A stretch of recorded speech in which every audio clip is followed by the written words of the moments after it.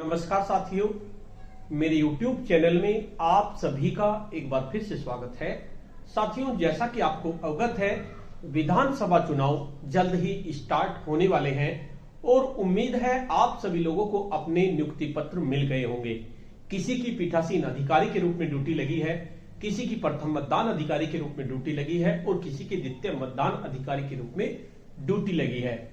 सभी अधिकारियों के अपने अपने कर्तव्य होते हैं, लेकिन हमें एक टीम वर्ग की तरह कार्य करना होता है। अगर हम पीठासीन अधिकारी नहीं है, प्रथम मतदान अधिकारी है या द्वितीय मतदान अधिकारी है, तो हम पर सभी कार्य आने चाहिए। क्योंकि कभी कभी ऐसा हो जाता है, हमारी टीम का कोई एक मेंबर जो वो कार्य नहीं जानता, उसके बारे में उसको दायित्व सौंप दिया जाता है। जैसे हमारे पीठासीन अधिकारी अगर कोई बुजुर्ग होते हैं तो उनका काम हमें कराना होता है। पीठासीन अधिकारी का सबसे महत्वपूर्ण दस्तावेज होता है पीठासीन अधिकारी की डायरी और मतपत्र लेखा। मतपत्र लेखा की मैं वीडियो बना चुका हूं, किस तरह से पीठासीन अधिकारी अपने मतपत्र लेखा को भरेंगे। आज की इस वीडियो में हम पीठासीन अधिकारी की डायरी के बारे में जानेंगे कि पीठासीन अधिकारी अपनी डायरी को सही तरीके से किस तरह से भरे। साथियों, अगर आपको ये वीडियो पसंद आती है तो इस वीडियो को ज्यादा से ज्यादा लाइक करें, शेयर करें, वीडियो पे कमेंट्स करें।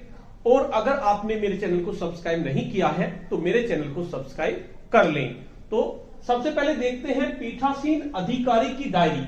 मैं आपको बता देना चाहता हूं, पीठासीन अधिकारी को 2 डायरी भरनी होती है। मेन डायरी आपकी यही होती है, इसमें 26-27 पॉइंट होते हैं इस डायरी में, और एक डायरी उसे कोरे पन्ने की बनानी पड़ती है। उसको मैं नेक्स्ट वीडियो में बताऊंगा किस तरह से वो डायरी आपको बनानी है, मेंटेन करनी है, क्योंकि इसमें आपको लेखा जोखा रखना होता है कि किस टाइम आपका क्या हुआ मतदान के दौरान। लेकिन इसमें आपको बहुत सारी सूचनाएं देनी होती हैं और इन सूचनाओं की हमें सही सही जानकारी होनी चाहिए। तो चलिए स्टार्ट करते हैं। पीठासीन अधिकारी की डायरी में सबसे पहला जो पॉइंट होता है वो होता है निर्वाचक क्षेत्र का नाम स्पष्ट अक्षरों में। जो भी आपका निर्वाचक क्षेत्र है, मान लीजिए आपका निर्वाचक क्षेत्र खतौली है, चांसट है, जो भी कुछ है, जो भी आपका निर्वाचक क्षेत्र है वो नाम आप यहां पे लिख देंगे। मैं यहां पर लिख देता हूं, मैंने यहां पर लिख दिया। पहले कोई भी नाम आपका हो सकता है और उसका कुछ क्रमांक भी होगा, वो क्रमांक भी मान लीजिए हमने यहां पर लिख दिया। कुछ भी हो सकता है, जरूरी नहीं कि ये ही हो। ये मान लीजिए आपने इसका नाम लिख दिया। पहला पॉइंट आपका हो गया। क्योंकि कुछ पॉइंट आप पहले ही तैयार कर लें, मतदान समाप्त होने के से पहले ही, अगर आप पहले ये सारा काम निपटा लेंगे। कुछ सूचनाएं होती हैं जो मतदान समाप्ति के बाद ही भरी जाती हैं, उनको आप छोड़ दें, लेकिन बाकी चीज इसमें भर के कंप्लीट रखें, जिससे कि आपके कागज टाइम से जमा हो सके। तो देखिए, पहला पॉइंट हमारा हुआ निर्वाचक क्षेत्र का नाम। जो भी आपकी विधानसभा पढ़ रही है उसका क्रमांक और उसका नाम आप स्पष्ट अक्षरों में यहां पर लिख दें। उसके बाद दूसरा आपका होता है मतदान की दिनांक। किस दिनांक को आपका मतदान हुआ। मान लीजिए आपका 10 तारीख को है, हमने 10/1/2022 यहां पर लिख दिया। उसके बाद तीसरा पॉइंट है मतदान केंद्र निम्नलिखित में से कहां स्थित है। हो सकता है आपका मतदान केंद्र किसी सरकारी स्कूल में हो सकता है किसी प्राइवेट स्कूल में हो, और ऐसी भी कंडीशन कभी कभी हो जाती है कि मतदान के दिन कुछ बाढ़ आ जाए या कोई आपका भवन ढह जाए, या वहां पर ऐसी कोई व्यवस्था नहीं है, अस्थायी रूप से कोई स्ट्रक्चर बना ली है जिसमें मतदान होना है। वैसे ज्यादातर सरकारी भवन ही होते हैं, तो आप शासकीय या अर्ध शासकीय भवन पहला पॉइंट है, दूसरा है निजी भवन, और तीसरा है अस्थायी संरचना, यानी टेम्पररी कोई संरचना बना ली जिसमें आपका मतदान होना है। तो ये कंडीशन तो बहुत कम होती है। निजी भवन भी, प्राइवेट स्कूल भी बहुत कम होते हैं, ज्यादातर सरकारी होते हैं। तो जो भी आपका सही हो उस पर आप टिक कर दें।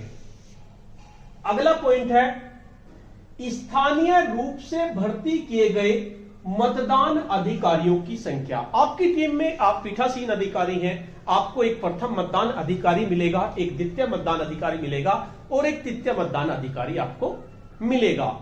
इसके साथ साथ हो सकता है आपको 1-2 अधिकारी और मिल जाए, लेकिन स्थानीय रूप से ज्यादातर भर्ती किए हुए नहीं होते। हमें तो आज तक नहीं मिला, तो हम तो इसको नील ही भरते हैं। अगर आपको कोई स्थानीय रूप से कोई भर्ती किया गया मतदान अधिकारी मिल गया है, वहां की कोई आंगनबाड़ी है या कोई है और उसको उन्होंने भर्ती कर दिया, उसको बिल्ला लग गया, तो उसका संख्या आप लिख देंगे, वरना यहां पर नील भी लिख सकते हैं, क्योंकि स्थानीय रूप से कोई भर्ती नहीं होता, बहुत कम केसेस में होते हैं, तो यहां हम नील ही लिखते हैं। लेकिन अगर भर्ती किया है किसी को, कोई बीएलओ है या कोई आंगनबाड़ी है, तो उसकी संख्या आप यहां पे लिख देंगे। उसके बाद 5वां पॉइंट है आपका सम्यक रूप से नियुक्त मतदान अधिकारी। सम्यक रूप से नियुक्त का मतलब, जैसे आपको लेटर मिला, पीठासीन अधिकारी को, प्रथम मतदान अधिकारी को मिला, द्वितीय मतदान अधिकारी को, सबको लेटर मिला कि अनुपस्थिति में, मान लिया उनमें से आपकी टीम में से मेंबर्स में से कोई अनुपस्थित है, किसी भी कारण हो सकता है बीच में उसकी तबीयत खराब होगी, आपको वो चेंज करवाना पड़ा हो, तो नियुक्त मतदान अधिकारी यदि कोई हो और ऐसी नियुक्ति का कारण अगर कोई है तो यहां पे लिख देंगे कितने हैं, एक है। नियुक्ति का कारण क्या है, बीमार हो गया, अचानक कोई आपका बीमार हो गया, कोई मतदान अधिकारी, आपने रिटर्निंग ऑफिसर को फोन किया, फोन करने के बाद वे दूसरे अधिकारी को ले आए, तो उसकी डिटेल यहां पर लिखी जाएगी, वे बीमार हो गया, उनकी हालत खराब होगी, किसी को चक्कर आ गया, कोई भी कंडीशन हो सकती है। वैसे ऐसा नहीं होता, जितने भी जाते हैं स्वस्थ ही जाते हैं, तो इसमें भी नील ही आता है, और अगर है तो आप लिख दीजिए, वरना आप यहां पे भी नील कर सकते हैं। देखिए यहां पे भी आप नील कर देंगे। उसके बाद 6वां पॉइंट आता है आपका electronic voting machine. Voting machine की आपको जानकारी देनी होती है। सबसे पहला जो 6 में पॉइंट नंबर 1 है, उपयोग में लाई गई कंट्रोल यूनिट की संख्या, जो आपकी सीयू होती है, जिससे आप बैलेट देते हैं, जिसमें रिकॉर्ड होते हैं मत, वो कितनी है। ज्यादातर 1 होती है, तो यहां 01 लिख देंगे। 99% 1 ही होगी, 2 नहीं यूज होती, ज्यादातर 1 ही होती है। और उपयोग में लाई गई कंट्रोल यूनिट की क्रम संख्या, उस कंट्रोल यूनिट का जो टैग लगा हुआ है, उस पर संख्या लिखी हुई है, वो संख्या आप यहां पे नोट करेंगे। 000 2 3 5 जो भी कुछ होगा, वो संख्या आप यहां पे नोट कर देंगे। जो भी उसकी कंट्रोल यूनिट के ऊपर संख्या लिखी होगी, उसमें आपको एक पेपर भी मिलता है, उसमें पूरी डिटेल होती है कि आपको कंट्रोल यूनिट कितनी मिली, उसकी संख्या क्या है, बैलेट यूनिट कितनी मिली, उसकी संख्या क्या है, सबकी संख्या लिखी होती है। तो आप वहां से इसको लिख लें, इसको पहले ही फिलअप कर लें। उसके बाद उपयोग में लाई गई मतदान यूनिट की संख्या आपको 1 मिली, कंट्रोल यूनिट, और बैलेट यूनिट आपकी 1 भी हो सकती है, 2 भी हो सकती है, ये जरूरी नहीं कि 1 ही हो। वैसे ज्यादातर 1 ही होती है, लेकिन उससे ज्यादा अगर कैंडिडेट्स हो जाते हैं तो 2 आपको मिलती हैं। तो इसमें आप 01 ही लिखेंगे अगर 1 मिली है, और 2 मिली है तो 02 लिख देंगे। उसके बाद उपयोग में लाई गई मतदान यूनिट की क्रम संख्या, उसकी क्रम संख्या जो भी कुछ है, 00 1 2 3 4 100 जो भी कुछ है, उसकी क्रम संख्या आप लिख देंगे, क्योंकि ये भी आपकी 1 ही मिलेगी। अगर कैंडिडेट्स 20 से ज्यादा हो जाते हैं, 21-22 से, तो इस तरह से आपको 2 मिलती हैं, जितने उसमें क्रमांक है वो मेरे एग्जैक्ट याद नहीं है कितने क्रमांक उसमें होते हैं, 25 होते हैं या 20 होते हैं, लेकिन उसके बाद 2 मिलती हैं, लेकिन ज्यादातर 1 ही होती है। विधानसभा में तो कम से कम 1 ही होती है, तो 1 यहां लिखेंगे, इसकी क्रमांक संख्या आप यहां पे लिख देंगे, तो पॉइंट नंबर 6 आपका पूरा हो जाएगा। उसके बाद नेक्स्ट है पॉइंट नंबर 7। आपको देखिए कुछ कागज आपको मिलते हैं, इसमें एक तो होती है आपकी ग्रीन पेपर सील, जिसको उसके कंट्रोल यूनिट के नीचे दबा के जिसके ऊपर लिखा जाता है, पहले जो उसमें को निकाल के लिखी जाती है, वो होती है आपकी पेपर सील। आपको लगभग 2 मिलती हैं, ज्यादातर केसेस में 2 मिलती हैं, 3 भी मिल जाते हैं कभी। एक तो हो गई आपकी paper seal, green pepper seal, और एक होती है आपकी स्ट्रिप सील, जिस पर ABCD लिखा होता है, उसको आप स्ट्रिप सील कहते हैं। और एक मिलते हैं आपको स्पेशल टैग, जो आपको नीचे क्लोज बटन वाले पे लगाया जाता है, वहां पे नीचे लगाया जाता है, सबसे नीचे जब मतदान को आप क्लोज करते हैं तो वहां पे लगता है स्पेशल टैग, तो वे भी आपको लगभग 2 मिलते हैं। तो उनकी डिटेल आपको देनी है, कितने स्पेशल टैग आपको मिले, कितनी स्ट्रिप सील मिली आपको, कितनी पेपर सील मिली, और कितनी आपने यूज की। तो देखिए पहला है उपयोग में लाई गई, इसमें 2 पॉइंट नहीं दिए गए हैं कि कितनी पेपर सील आपको मिली, उनके क्रमांक क्या है, पता नहीं, क्योंकि कई बार मैंने देखा कि ये 2 पॉइंट इसमें दिए हुए हैं, नहीं दिए तो कोई बात नहीं, जो पॉइंट आपको दिए गए हैं उन्हीं के आंसर आप दें। तो पहला पॉइंट है आपका उपयोग में लाई गई पेपर सीलों की संख्या, ज्यादातर एक ही पेपर सील लगती है, अगर किसी पे नहीं लगानी आती तो एक दो फाड़ देते हैं। वैसे पीठासीन सभी समझदार होते हैं, दो मिलती है तो दो में से एक को लगा देते हैं, एक को अपने बचा के रख लेते हैं, क्योंकि ज्यादातर ये होती है। इसमें साइन करा लेते हैं एजेंट के ढंग से साइन करा लेते हैं, अपने साइन कर लेते हैं, उस पर एक हमने लगा ली। और उपयोग में लाई गई पेपर सीलों की संख्या, क्या पेपर सील का संख्या था वो भी, जो भी कुछ था 1 2 3 4 5 6 जो भी संख्या थी वो संख्या आप इस पे लिख देंगे। उसके बाद ऊपर नंबर लिखा होता है, वो नंबर आप पेपर सील का यहां पर लिख देंगे। एक दो मिली थी, एक आपने लगा दी, एक आप अपनी वापस कर देंगे। उसमें उसके लिए भी पेपर आपके वे होते हैं, जो लिफाफे होते हैं, उसकी मैं अलग से वीडियो बनाऊंगा, उसमें मैं बताऊंगा किसमें में आप बची हुई को रखेंगे। तो ये आपकी पेपर सील की डिटेल हो गई। उसके बाद 7 कै, ये 7 नंबर था। उसके बाद 7 कै में 5 पॉइंट आपके दिए गए हैं। पहला है पर्दाय किए गए स्पेशल टैग की संख्या। स्पेशल टैग कितने आपको दिए, तो ज्यादातर 2 स्पेशल टैग मिलते हैं, तो मैं यहां पर 0 2 लिख देता हूं। अगर आपको 3 मिले हैं तो 3 लिख दीजिए। और पर्दाय किए गए स्पेशल टैग की क्रम संख्या क्या क्या है भाई, 1 2 3 4, 1 2 3 5, जो भी संख्या है उनकी, वो संख्या आप कोमा लगा के दोनों को लिख दीजिए कि ये आपने मिले थे और हमने ये चीज हमने लिख दी है उनकी संख्या। उसके बाद नेक्स्ट पॉइंट है उपयोग में लाए गए विशेष टैग की संख्या, कितने आपने यूज किए, क्योंकि एक ही स्पेशल टैग लगता है आपका, जहां पे क्लोज बटन होता है मशीन उसके कंट्रोल यूनिट के अंदर, तो वहां पर एक टैग लगता है, वो भी आपने देखी होगी, उसकी वीडियो मैंने बनाई है जिसमें कि पैकिंग की जाती है। तो वहां पे इसकी संख्या 1 हो गई। और कौन सा आपने यूज किया, ज्यादातर पहले वाले का ही यूज करें, ज्यादा अच्छा रहेगा। पहले वाले का हमने पहले वाला यूज किया, 1 2 3 4।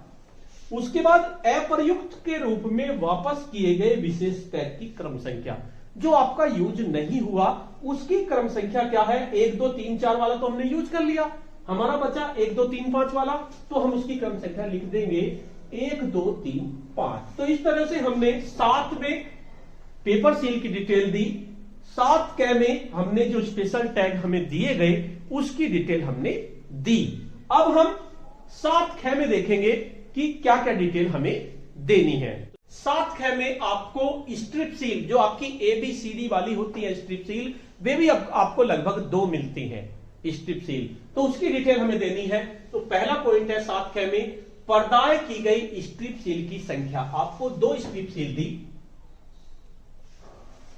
उसके बाद पर्दाय की गई स्ट्रिप सील की क्रम संख्या, उनकी क्रम संख्या क्या थी, मान लीजिए 9876 9875, हालांकि इससे बड़ा नंबर होता है, ये मैंने वैसे लिख दिया, 76 के बाद 77 कर लेते हैं क्योंकि इससे आगे का नंबर है 9878। ये मैंने एग्जांपल के रूप में आपको लिख रहा हूं, आपका जो भी नंबर हो उससे बड़ा होता है बहुत सारी डिजिट का, वो आप यहां पे लिख देंगे।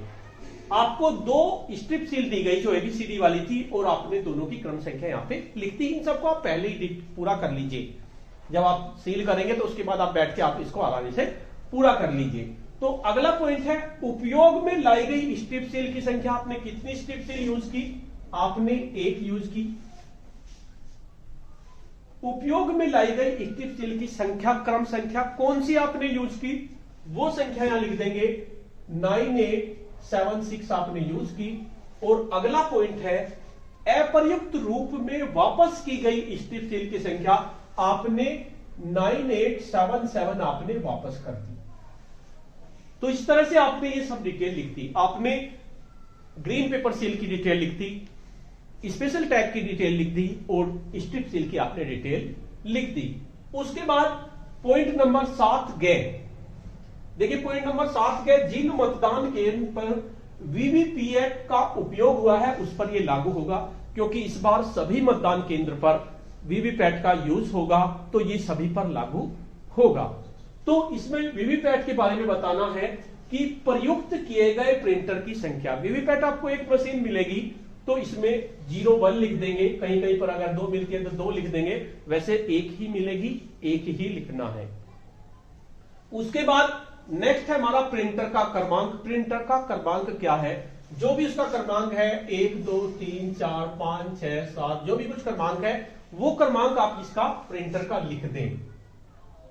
क्रमांक ऐसे मत लिखना, ये मैं एग्जांपल बता रहा हूं कि 1 2 3 4 5 6 7 8 मैंने लिख दिया, तो वो प्रिंटर का क्रमांक आप यहां पे लिख देंगे, जो भी क्रमांक आपका होगा प्रिंटर पे लिखा हुआ। प्रिंटर का मतलब वीवीपैट। उसके बाद 8वां, ऐसे अभ्यर्थियों की संख्या। अभ्यर्थियों का मतलब जो चुनाव लड़ रहे हैं, जिन्होंने मतदान केंद्र पर मतदान अभिकर्ता नियुक्त किए थे। मान लीजिए आपके 10-12 कैंडिडेट्स हैं, लेकिन उनके मतदान अभिकर्ता केवल 4 के बने। हो सकता है 1 के 2 भी बन जाए, लेकिन बने तो 4 के ही। जो 4 पार्टी थी, मेन पार्टी थी, उनके एजेंट बन गए आपके, बाकी के आपके नहीं बने। तो जितने आपके बने, जितने के बने उतनी संख्या आप यहां लिख देंगे। मान लीजिए मैंने 4 बने, तो 0-4 मैंने यहां पे लिख दिया। उसके बाद 9वां पॉइंट, मतदान के प्रारंभ में उपस्थित मतदान अभिकर्ताओं की संख्या। मतदान प्रारंभ होने से पहले कितने अभिकर्ता थे। मान लीजिए आपने 4 बनाई, 4 ही पहले ही बना दिया आपने, तो आपने 4 लिख दिया। और अभिकर्ताओं की संख्या जो विलंब से आए, कोई भी देर से नहीं आया, पहले ही बन गए, तो यहां पे आप नील लिख देंगे। अगर कोई निलंब से आया है तो उसकी संख्या आप यहां पे लिख देंगे, और नहीं तो आप नील लिख देंगे। 4 अभिकर्ता आपने बनाए। इन चारों की कोशिश करें कि जो पीठासीन की घोषणा होती है, उसका भी मैं परफॉर्म आपको बताऊंगा किस तरह से आपको घोषणा करनी है, उसकी अलग से मैं वीडियो बनाऊंगा। उसमें आप इनके चारों के हस्ताक्षर करा लें तो ज्यादा बेटर है, और उसमें मतदान की घोषणा के बाद भी उसका चारों के हस्ताक्षर करा लें। तो देखिए, मतदान की समाप्ति पर उपस्थित मतदान अभिकर्ताओं की संख्या 4 ही थी, तो जितने की संख्या, जितने की आप वहां पे साइन करवा रहे हैं मतदान की उपस्थिति समाप्ति पर, तो लगभग उतने यहां लिखें। कोशिश करें कि उतने ही आप लिखें जितने के आपने साइन कराए हैं, और जितने आपने बनाए हैं लगभग यही लिखें। तो इसको आप अपने अनुसार देख लीजिए, इसमें कोई दिक्कत वाली बात नहीं है। अगला पॉइंट है 10, पॉइंट नंबर 10। इस तरह से 26 पॉइंट है इसमें। 10वां पॉइंट है मतदान केंद्र पर नियत मतदाताओं की कुल संख्या, यानी आपकी वोटर लिस्ट है, कितने मतदाता वहां पर हैं। मान लीजिए 800 है, आपने यहां पे लिख दिया कि 800 वोटिंग की, 800 की, या 800 तो थोड़ा सा वैसा लग रहा है, मैं 810 लिख देता हूं। 810 नियत मतदाताओं की कुल संख्या 810 थी। उसके बाद निर्वाचक नामावली की चिन्हित प्रति के अनुसार मत देने के लिए अनुज्ञात किए गए निर्वाचकों की संख्या। को जितने वोटर होते हैं सबको मत देने के लिए होता है, ज्यादातर डिलीटेड आपके अलग हो जाते हैं। तो कितने निर्वाचक हैं वो भी आपके लगभग इतने ही आएंगे, 810 ही, क्योंकि डिलीटेड होते हैं, डबल होते हैं, वो अलग से निकाल लेते हैं, टोटल उसमें बाद में कर लेते हैं कि अब इतने हैं वोट देने के लिए, तो ये संख्या लगभग बराबर होती है। वैसे मतदान के आप अपनी वोटर लिस्ट को चेक कर लीजिए, उसमें मतदाता कुल कितने हैं और अनुज्ञात कितने हैं, वैसे सेम होता है, कोई दिक्कत नहीं है। उसके बाद तीसरा पॉइंट, आपके जो द्वितीय मतदान अधिकारी है उसके पास एक रजिस्टर है प्रारूप 17A, उसमें कितनों की एंट्री आपने की। तो मान लीजिए आपने वोट गिरी आपकी 610 या 600 वोट गिरी, तो आपने एंट्री कर दी 600, तो उससे पूछ लीजिए आप 600 की एंट्री हो रही है। उसके बाद वोटिंग मशीन के अनुसार रिकॉर्ड किए गए मतों की संख्या, मान लीजिए वोटिंग मशीन में भी आपकी 600 ही है, क्योंकि ज्यादातर कंडीशन में यही होता है कि सेम वोटिंग नंबर जितना आपका रजिस्टर पे होता है लगभग उतना ही होता है, अगर मतदान में कोई बाधा नहीं पहुंची, और होना भी लगभग बराबर ही चाहिए, वरना इधर उधर हो जाता है तो बिना मतलब की सिरदर्दी बढ़ जाती है। तो ये बराबर ही संख्या होनी चाहिए। मतदाताओं जिन्होंने मत न देने का निश्चय किया, तो ये आपका नील ही आता है। ऐसे बहुत कम होते हैं, क्योंकि पीठासीन अगर समझदारी से काम लेते हैं तो सभी को समझा लेते हैं कि अपनी वोट जरूर गिर दो, भले ही वोटा पे गिर दो, तो कोशिश करें कि आपका ये नील ही रहे। तो अगर ये आपका नील रहेगा तो ये आपका बराबर होगा, 600 ये होगा, 600 ये होगा, जितनी भी वोट आपकी गिरी ये दोनों आपकी बराबर होंगी। अब एक चीज तो आपने प्रारूप 17 के ए में से ली, यानी द्वितीय मतदान अधिकारी से ली, और एक चीज आपने प्रथम मतदान अधिकारी के रजिस्टर से ली कि 810 वोट है, तो आपको यहां पर प्रथम मतदान अधिकारी के हस्ताक्षर कराने होंगे। आपने यहां पर प्रथम मतदान अधिकारी के हस्ताक्षर करा लिए, यहां पर द्वितीय मतदान अधिकारी के आपने हस्ताक्षर करा लिए। ये सब काम आपने पहला से ही कंप्लीट रखिए, जिससे कि आपको कागज में दिक्कत ना हो। उसके बाद पॉइंट नंबर 11 है निर्वाचकों की संख्या जिन्होंने मत दिए। कितने निर्वाचक हैं जिन्होंने मत दिए। तो आपको पता चल जाएगा 600 वोटिंग आपकी हुई, आपने लिख दिया। उसमें पुरुष कितने थे ये कौन बताएगा आपको? ये आपके प्रथम मतदान अधिकारी बताएंगे। जब आप चुनाव के लिए जाएं तो प्रथम मतदान अधिकारी को पहले से बता दें कि महिला पुरुष का एक चार्ट, जिसकी मैं अलग से वीडियो बनाऊंगा, मैंने बनाई भी है, प्रथम मतदान अधिकारी को क्या क्या कार्य करने हैं, तो उसका एक अलग से चार्ट लेके जाएं जिससे पता चल जाए कितने पुरुषों ने वोटिंग की, कितने महिलाओं ने वोटिंग की, क्योंकि ये प्रथम मतदान अधिकारी का कर्तव्य है। तो यहां पर आप लिख देंगे, मान लीजिए ये आपके 350 ने वोटिंग की, पुरुषों ने, महिलाओं ने 250 ने की, और आपकी वोटर लिस्ट में कोई भी थर्ड जेंडर नहीं था। अगर थर्ड जेंडर होगा तो उसमें लिखा होगा, अगर थर्ड जेंडर नहीं है तो ये आपका नील आ जाएगा। अगर थर्ड जेंडर है, हो जाते हैं, बहुत सी जगह मिल जाते हैं, तो मैंने नील लिख दिया, कुल आपकी 600 हो गए, क्योंकि ये सारी संख्याएं आपकी टैली होनी चाहिए। ये भी 600, ये भी 600, ये भी 600, ये भी 600, तो ज्यादा बेटर है। तो यहां तक आपके पॉइंट नंबर 11 हुए। अब बात करते हैं पॉइंट नंबर 12 की। पॉइंट नंबर 12 में हमें लिखने हैं अव्याक्षेपित यानी कि चैलेंज मत। कितने मत चैलेंज किए गए उसकी संख्या यहां पर लिखेंगे। अब यहां चैलेंज मत के बारे में मैं आपको बता देता हूं। मान लीजिए एक वोटर वोट गिरने के लिए प्रथम मतदान अधिकारी के बारे में पास आता है और पीछे से प्रथम मतदान अधिकारी उसका नाम देख के बोलता है। बोलने के बाद कोई एजेंट आपत्ति कर देता है ये मतदाता गलत है, तो ऐसा भी हो सकता है वो गलत है और ऐसा भी हो सकता है वो सही है। तो उसकी आपत्ति को स्वीकार करना ना करना पीठासीन पर डिपेंड करता है। अगर आपको लगता है कि ये सही है, ये एजेंट इसकी सही आपत्ति कर रहा है, तब आप एजेंट से 5 रुपए का एक रसीद भरवाएंगे और उससे 5 रुपए ले लेंगे और उसके बाद चेक करेंगे।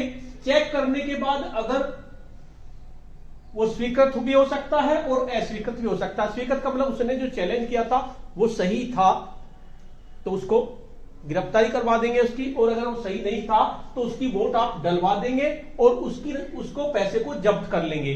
5 रुपए लेंगे तो जब्त की गई रकम इसमें लिखी जाएगी। हालांकि ये बहुत कम केस ऐसे होते हैं। अगर आपके सामने आता है तो कोशिश करें कि इस मामले को सुलझा लें, ढंग से उसे समझा लें, उसे डरा लें कि अगर तुम गलत वोट गिरोगे तो तुमको जेल जाना पड़ सकता है। तो इसलिए ऐसा बहुत कम होता है, क्योंकि अगर आप प्रथम मतदान अधिकारी अच्छे से बोल रहा है, एक एक चीज चेक कर रहा है, तो फर्जी वोटिंग नहीं होती। तो ऐसी कंडीशन में अगर चैलेंज मत है तो उनकी यहां संख्या लिख देंगे, कितने स्वीकृत हुए, कितने अस्वीकृत हुए, वो यहां पर लिख देंगे। जब्त की गई धनराशि यहां पे लिख देंगे, और अगर नहीं है तो इसको आप नील लिख देंगे। ये आपका नील हो जाएगा। उसके बाद पॉइंट नंबर 13 हमारे पास आता है उन व्यक्तियों की संख्या जिन्होंने निर्वाचन ड्यूटी प्रमाण पत्र ईडीसी प्रस्तुत करने पर मत दिया। अब ये निर्वाचन ड्यूटी प्रमाण पत्र क्या होता है? कोई दूर नौकरी कर रहा है और वो वोट डालना चाहता है, आ नहीं सकता वोट डालने के लिए, और वहां पर बैलेट पेपर की भी व्यवस्था नहीं है, तो वो क्या करता है, अपने विभाग से एक निर्वाचन ड्यूटी कर्तव्य प्रमाण पत्र बनाता है और किसी को अपने वोट डालने के लिए अधिकृत कर देता है। तो जिसको अधिकृत कर देता है वो निर्वाचन ड्यूटी प्रमाण पत्र लेके आता है, और मान लीजिए उसके भाई को ही अधिकृत कर दिया, उसका भाई आएगा, उसकी वोट डाल देगा और निर्वाचन ड्यूटी कर्तव्य प्रमाण पत्र पीठासीन अधिकारी जमा कर लेंगे। वैसे ऐसी कंडीशन भी बहुत ही कम आती है, तो ये भी आपका अगर आती है तो आप उसके बारे में लिख दें जितने आप आए, अब वरना ये भी आपका नील हो जाता है। अगला है मतदान करने वाले प्रवासी निर्वाचकों की संख्या। कितने प्रवासी ऐसे हैं आपकी वोटर लिस्ट में, या प्रवासी जो मतदान करना चाहते हैं वे कितने हैं? वैसे मेरे सामने तो अब तक नहीं आया, तो मैं अक्सर इसे नील ही लिखता हूं। अगर आता है तो इसे लिखेंगे, तो ये हमने नील कर दिया।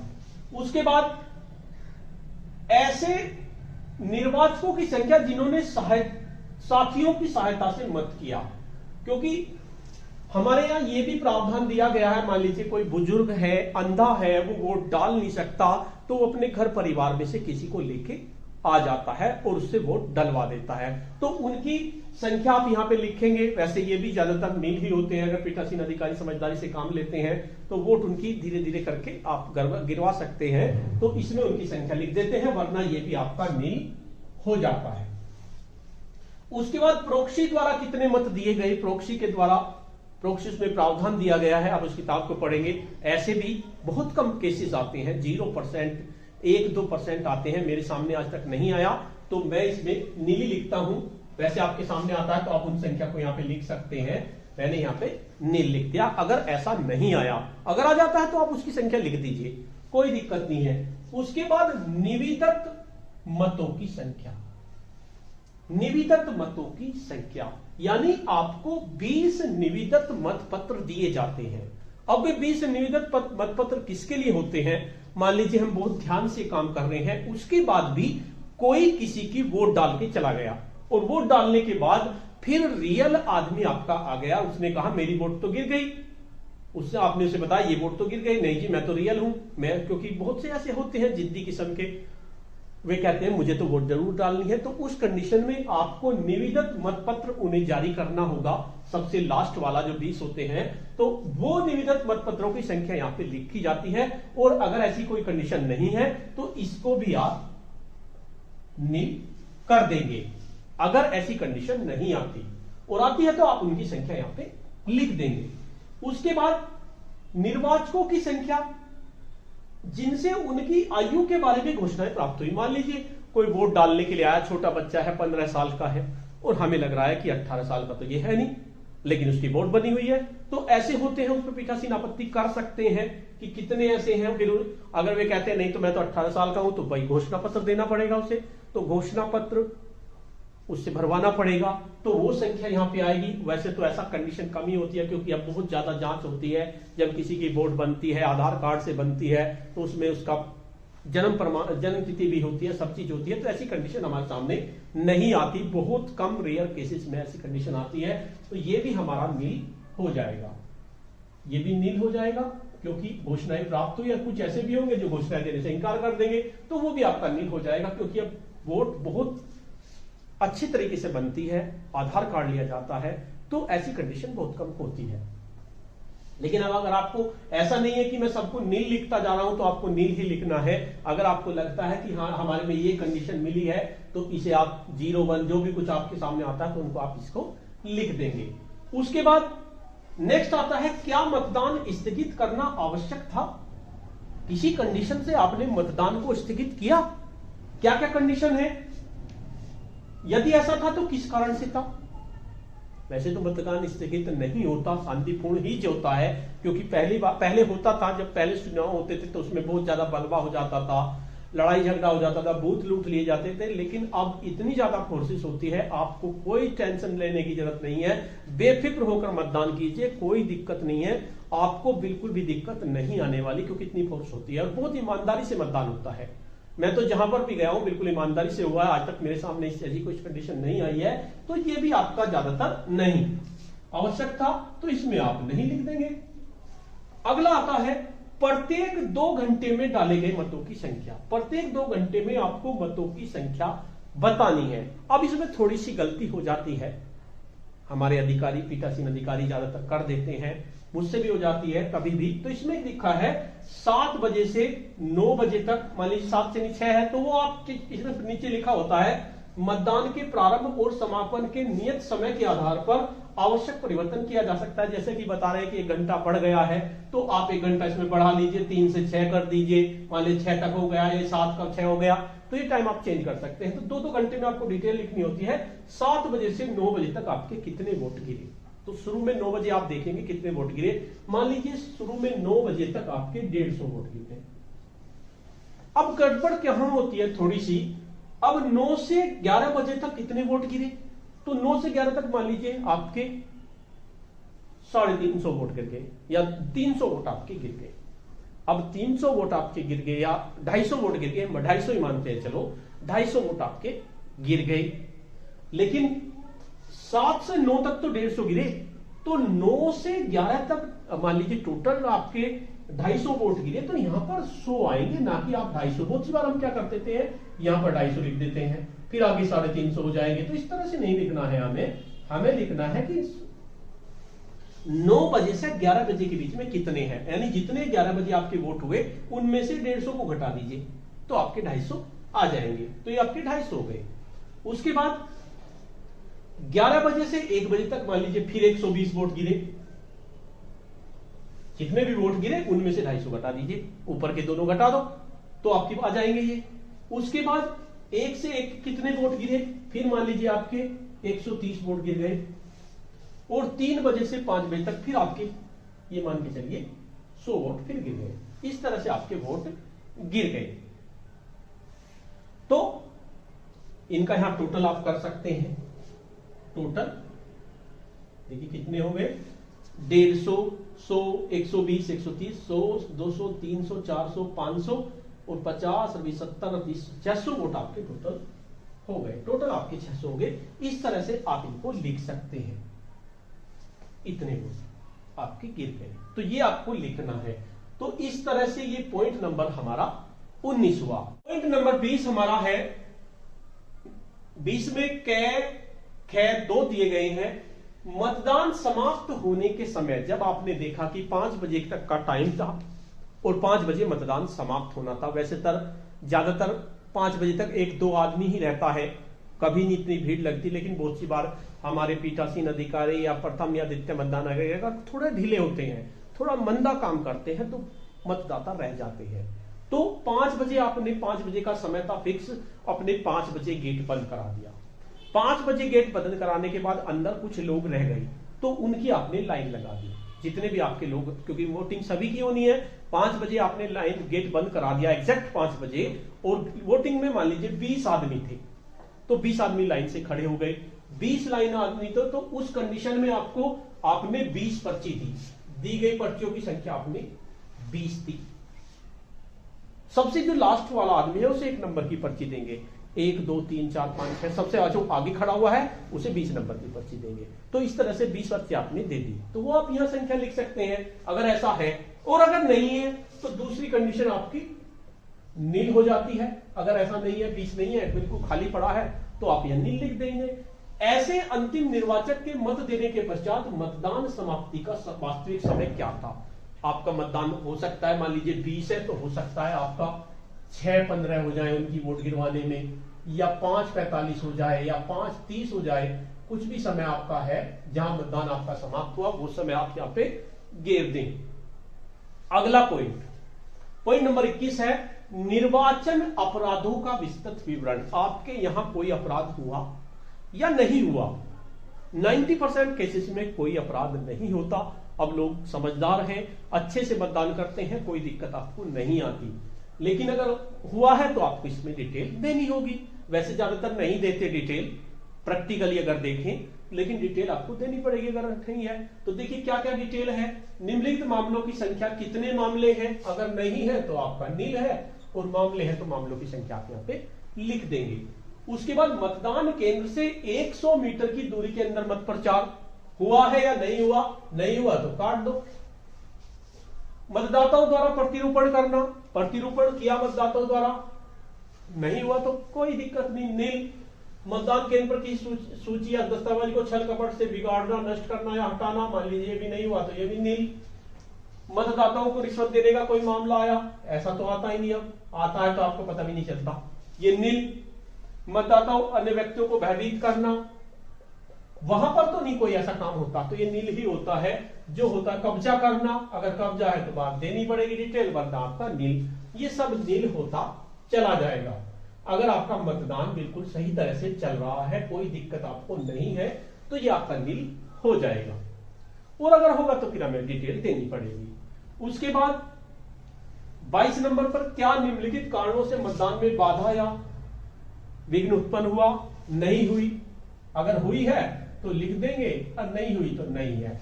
नहीं, बाधा उत्पन्न नहीं हुई, उपद्रव पे भी नहीं हुई, इस पे भी नहीं हुई, प्राकृतिक आपदा, बूथ पर कब्जा, वोटिंग मशीन का विफल होना, कोई अन्य कारण। ये कारण हो सकता है 5वां की वोटिंग मशीन कभी कभी विफल हो जाए, तो ये कारण आपको देना पड़ेगा। और अगर नहीं विफल होती तो आपका नहीं, कुछ नहीं है, बस इसको भी आप नील करते चले जाएंगे।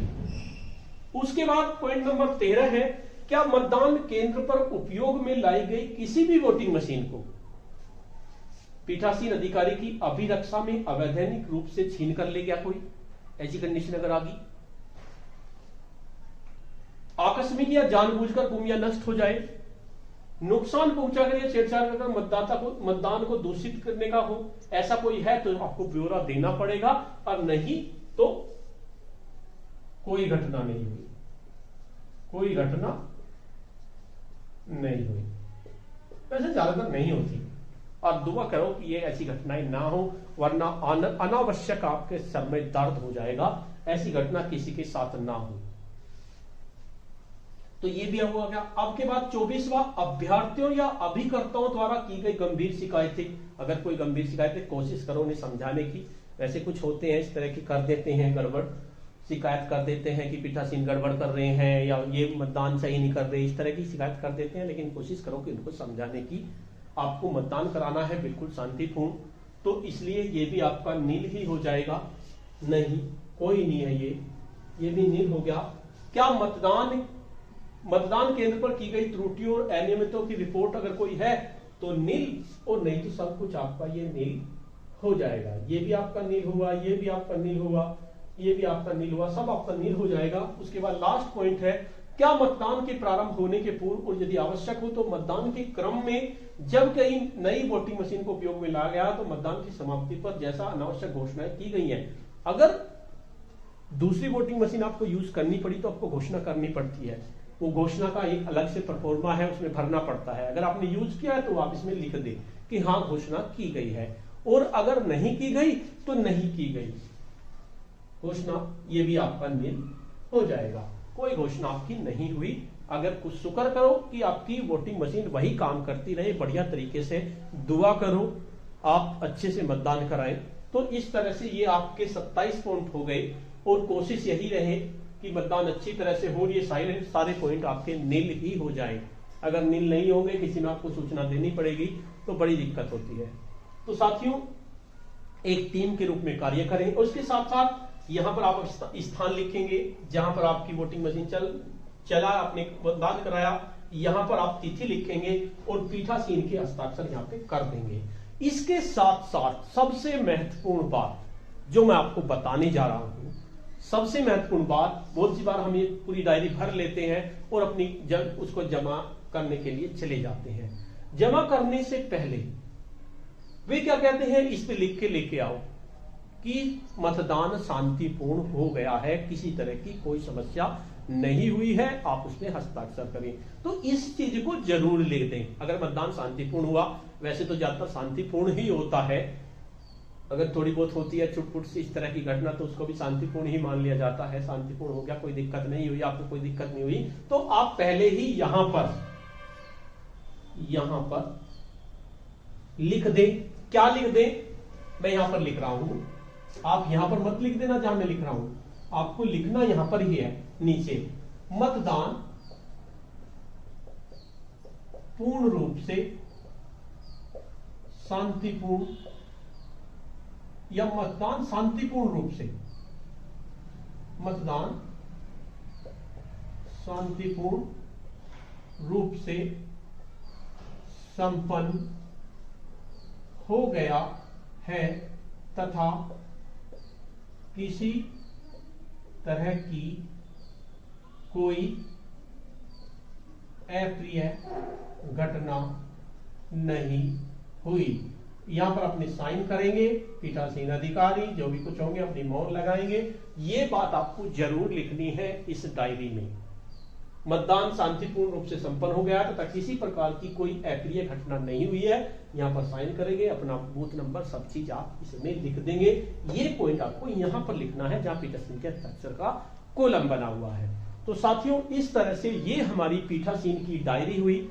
वैसे तो आपको पता होगा, लेकिन जो हमारे शिक्षक साथी पहली बार पीठासीन बनेंगे तो उनके लिए सामने थोड़ी सी दिक्कत आती है। कुछ शिक्षक साथी हमारे ऐसे होते हैं, लकीर के बिल्कुल फकीर होते हैं, यानी कि इसमें भी मैं कुछ ना कुछ लिखूंगा, मतदाताओं को रिश्वत देना भी लिखूंगा, इस तरह का मतदान केंद्र पर कब्जा करना, इस तरह की घटना नहीं होती। कोशिश करें इस तरह की घटना ना हो, ये सभी पॉइंट नील आए तो ज्यादा बेटर है, अनावश्यक रूप से परेशानी ना बढ़े। क्योंकि अब बहुत अच्छी तरह से मतदान होता है, सबको पता है, कोई भी घटना नहीं होती। वो एक दो केस हो जाता है, कहीं पर बदवा हो गया तो उसमें थोड़ी सी समस्या आ जाती है, लेकिन मेरे सामने अब तक कोई इस तरह की समस्या नहीं आई है। तो साथियों, आज की वीडियो में इतना ही। आपको यह वीडियो कैसी लगी? अगर आपको ये वीडियो अच्छी लगी तो इस वीडियो को लाइक करें, शेयर करें, वीडियो के कमेंट्स करें, और इसके साथ साथ अन्य जैसे घोषणाएं हैं, अन्य प्रपत्र की वीडियो भी मैं जल्द ही आपको उपलब्ध करा दूंगा, जिससे कि आपको और हमें चुनाव में किसी तरह की कोई समस्या ना रहे, हम एक टीम के रूप में कार्य करें और मतदान शांतिपूर्ण रूप से संपन्न हो जाए। धन्यवाद।